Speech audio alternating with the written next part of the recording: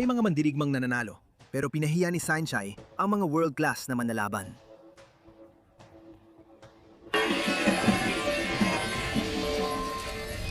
Sa loob ng maraming taon, umakyat sa ring ang mga mas malalaking kalaban na kumbinsido na ang laki, lakas at presyon ay tatalo kay Saenchai.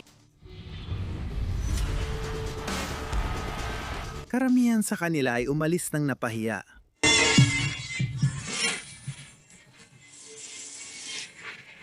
Dumating si Tuhu na handa. Inakalang alam na niya ang galaw ng salamangkero, kaya agad siyang sumabay sa bilis at suntukan sa simula.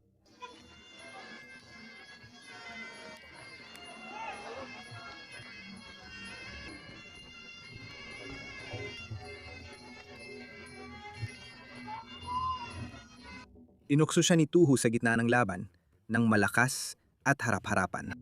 Sumagot si Saenchai ng mga takedown at nagtrabaho hanggang sa perpektong kaliwang cross na nagpabagsak kay Tuhu sa lona bago matapos ang kanyang sinabi.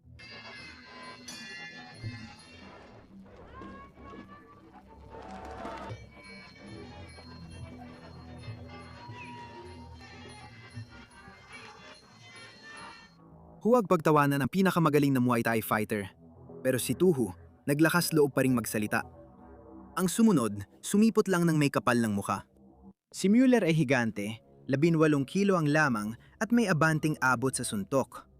Para kay Saenchai, hindi yun mahalaga at sa 2 round, nakasabay sa kanya ang higante.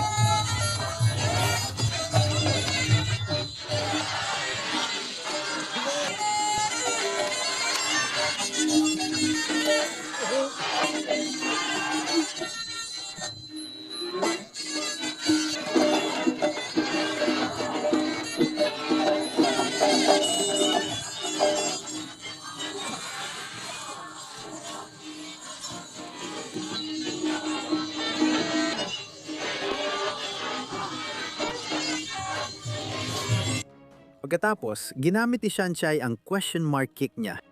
Hindi nakita ni Mueller na paparating yon. Winasak ang kanyang katawan at pinabagsak siya sa lona na parang gumuhong tol.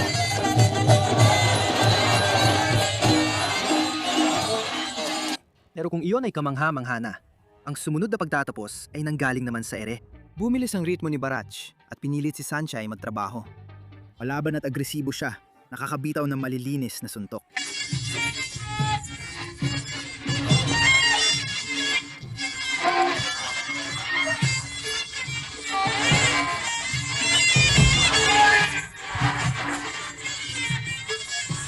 Pagkatapos, tumalon si Saenchai mula sa sahig gamit ang isang patalon na high kick na tumama ng direkta sa sentido at nawala ng malay si Barach bago pa man siya bumagsak sa lona.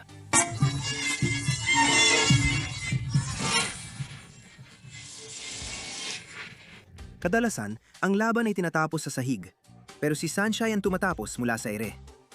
Sa susunod na knockout, hindi na kailangan ng akrobatiko, isang perpektong sipa lang. Kalmado at may karanasan si Nakbe. Kaya niyong magtagal laban sa kahit sino.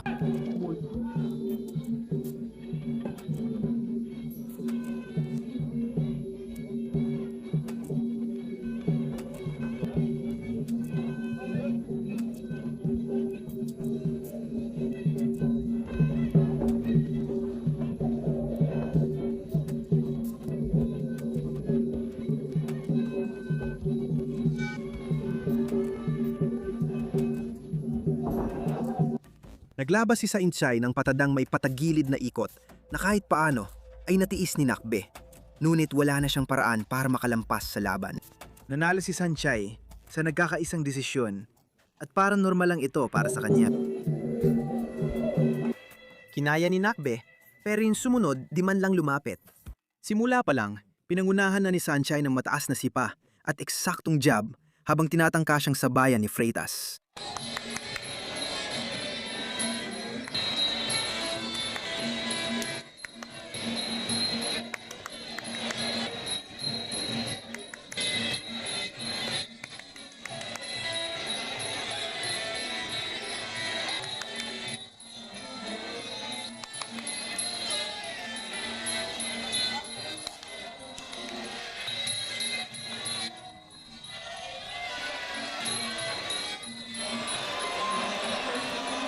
Doon tuluyang bumuhos ang atake ni Sanchay.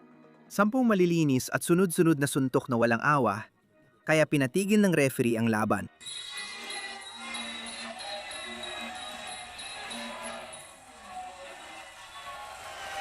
Sampung suntok, walang balik. Kung napaisip ka na, ang susunod ay tanging si Sanchay lang ang kayang gawin. Malakas sumugod si Gomba. Akala niya kilala na niya si Sanchay.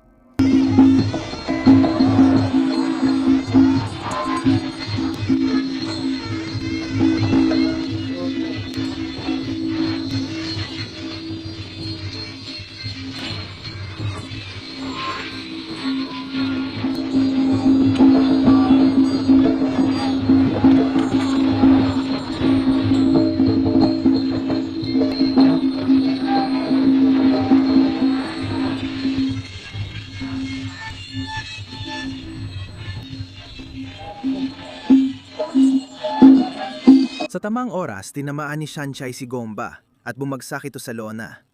Alam niyang hindi na makakatayo.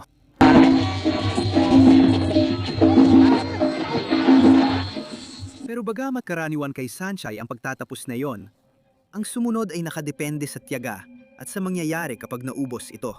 Kalma at teknikal si Dos Santos at hindi siya nagbigay ng kahit anong libreng pagkakataon. Patapos ang ilang rounds, bukas pa ang laban.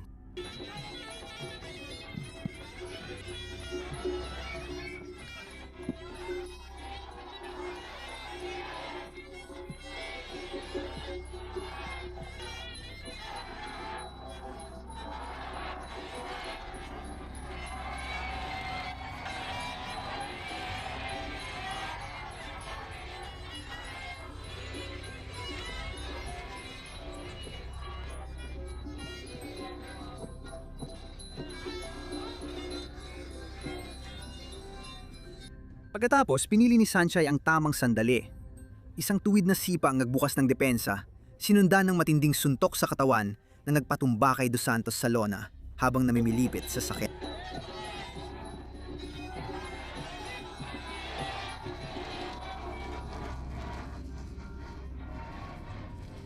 Wala sa tiyaga tungo sa katumpakan, pero sa sumunod na pagtatapos, nilaktawan niya ng tuluyan ang tiyaga. Si Dixon ay nagtitiyaga, kinokontrol ang distansya at ginagawa ang lahat ng tama. Pero si Sanchay ang kumukontrol sa takbo ng laban sa buong oras.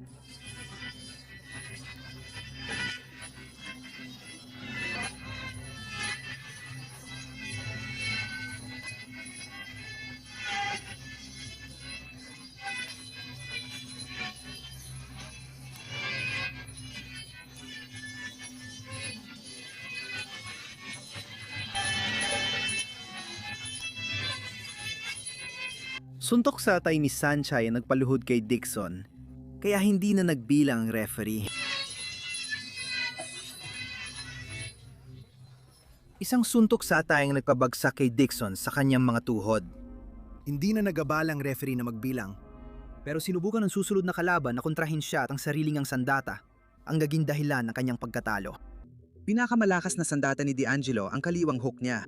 Ginamit niya ito buong laban para makadistansya at naging epektibo. Pero hinihintay na siya ni Sanchay.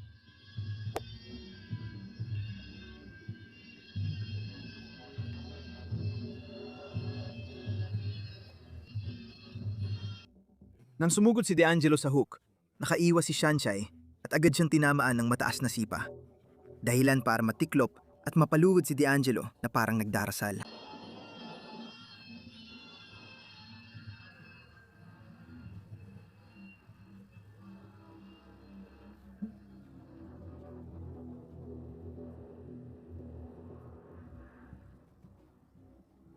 Natalo siya dahil sa sarili niyang pinakamalakas na sandata. Pero ang sumunod na laban ay hindi lang nauwi sa isang pagkakamali. Ito ay tungkol sa unti-unting pagbaklas sa kanya, piraso bawat piraso. Si Amikuchi ay disiplinado, kalmado at matatag. May plano siya at ginagawa ito. Pero si Sanchay ay may ibang plano.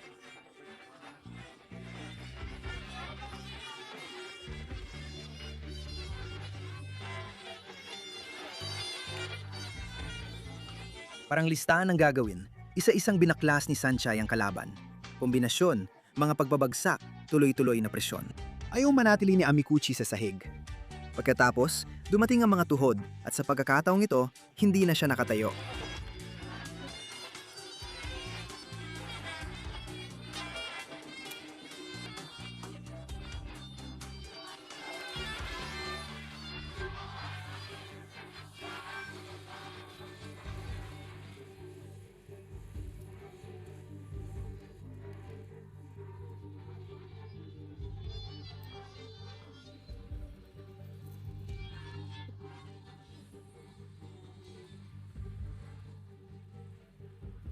Tumanggi si Amikuchi na sumuko, pero na-knockout pa rin siya. Maingat ang sumunod na mandirigma, ngunit nabigo rin. Maingat at disiplinado si Big Deli, mahusay ang depensa niya. Pero tumagal lang yun ng mga 70 segundo.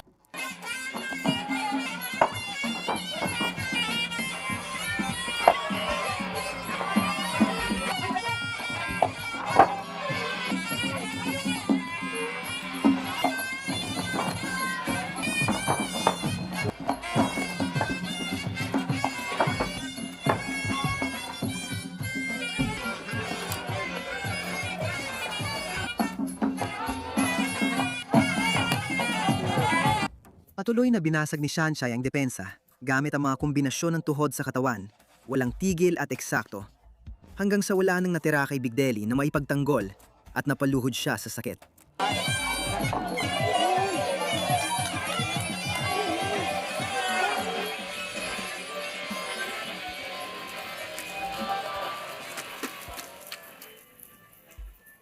Tinangkang tiisin ni Big Deli ang unos, ngunit nabigo siya. Sumunod, sinugukan ng sumunod na mandirigma na manalo ng madiin, ngunit mas masahol pa ang naging resulta. Pumasok si Milady para talunin si Sanchai, pero ginawa lang siyang punching bag at sinipa-sipa ni Sanchai, kaya nagdugo siya buong laban.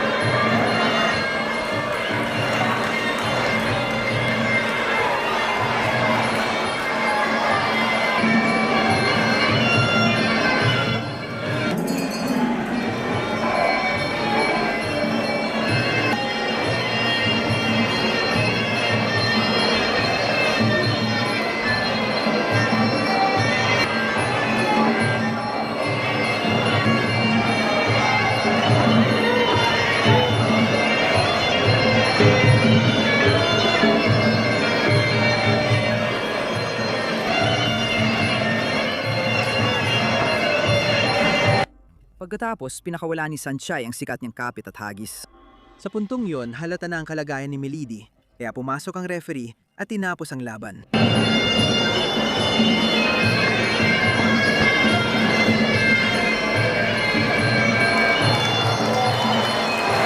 Unti-unting binaklas si Milady sa harap ng lahat. Pero inisip ni Abdullayev na ang pagtitiis ang sagot. At sinubok ni Sanchai ang teorang yon. Round matapos round. Matibay si Abdullayev, kayang tiisin at magpatuloy. Sa simula parang tatagal siya, pero may plano si Sanchai at unti-unting binaklas si Abdullayev sa mga eksaktong suntok sa katawan.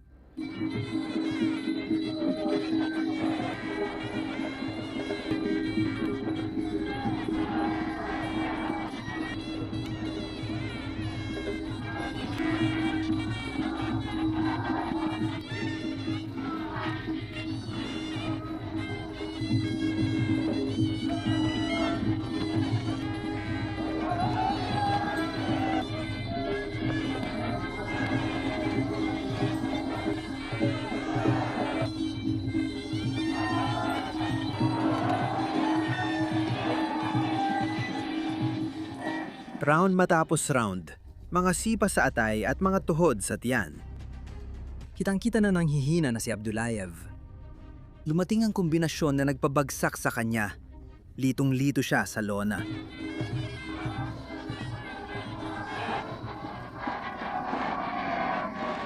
Dinurog ni Sanchai si Abdullayev bawat round.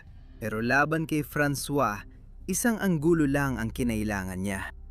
Si Francois ay may laki, agresibo at malakas ang simula. Pero sa buong laban, hinahanap lang ni Sanchay ang tamang anggulo.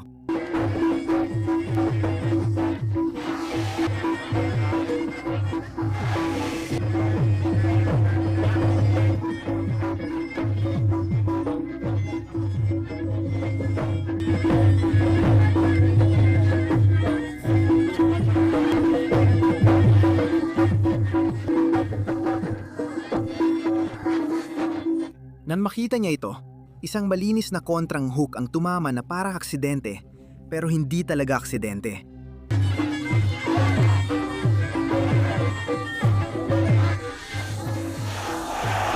Hindi nakita ni Francois na paparating yon. Nakita na noon ng huling lalaking nasa listahan si Sanchay, ngunit hindi ito nakatulong sa kanya. Nakipaglaban na si Nunez kay Sanchay noon. Alam niya kung anong naghihintay sa kanya. Gayunpaman, nakabawi siya.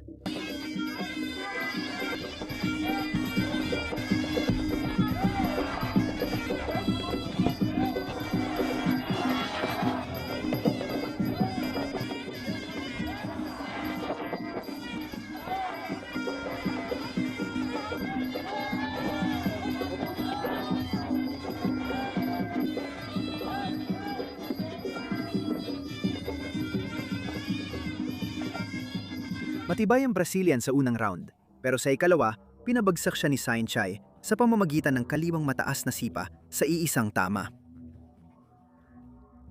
Bumangon si Nunez, ngunit muli siyang napabagsak ng kombinasyon ng mga siko.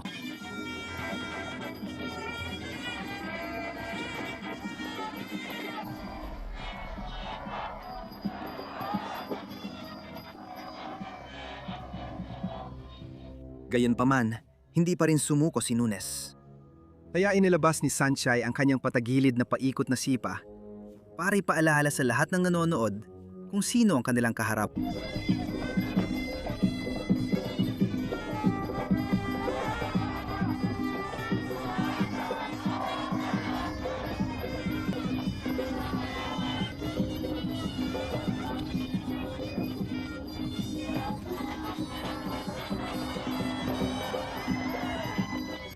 Pagsapit ng ikatlong round, isa na itong masterclass. Question mark kicks, taliwang suntok, mga tuhod na atake. Patuloy ang pagsugod ni Nunez, kaya patuloy siyang pinarurusahan ni Sanchay. Pare-pareho ang naging scoring ng mga hurado sa lahat ng rounds. Walang naging pag-aalinlangan kahit kailan.